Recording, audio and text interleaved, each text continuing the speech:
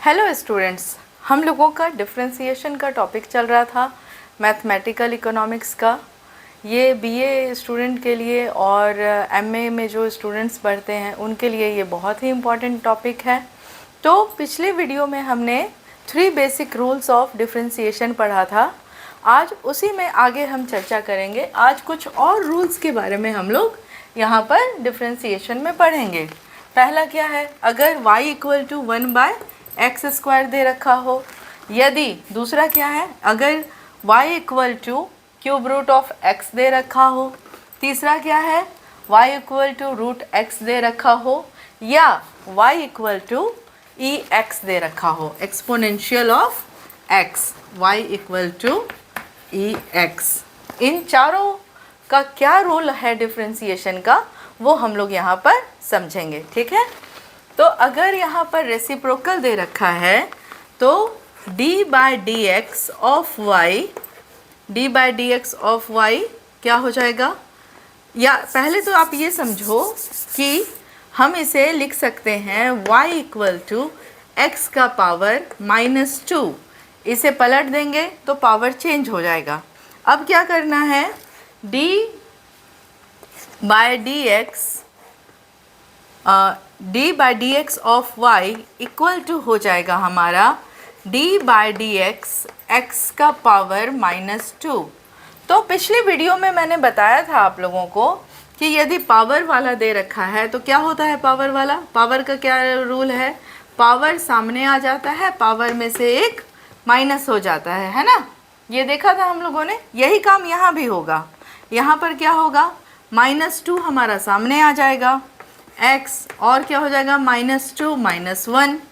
तो अब इसे हम क्या लिखेंगे, हो जाएगा -2x का पावर -3, या हम इसे लिख सकते हैं -2/x का पावर q, है ना। ये हो जाएगा हमारा आंसर, ये हो जाएगा हमारा सॉल्यूशन। यदि रेसिप्रोकल में दे रखा है 1/x² दे रखा है, या x का पावर q दे रखा है, कुछ भी, तो उसे क्या करना है, चेंज कर देना है, पोजीशन चेंज करेंगे, साइन बदल जाएगा और वो पावर वाला हम लोग रूल जानते ही हैं, पावर सामने आ जाएगा, पावर में से एक चला जाएगा, एक ये हो गया, है ना।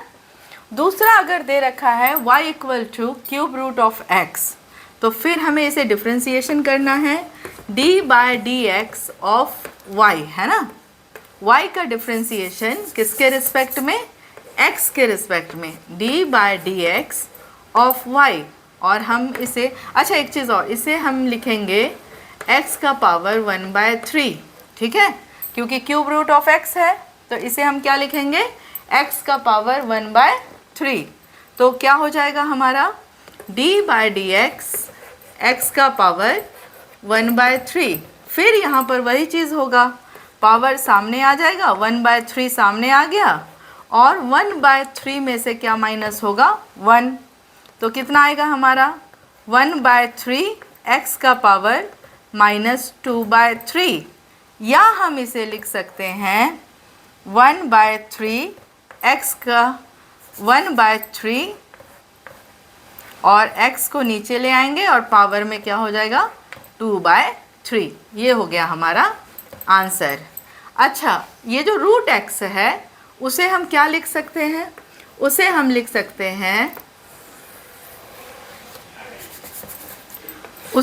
सकते हैं y इक्वल टू x का पावर 1/2।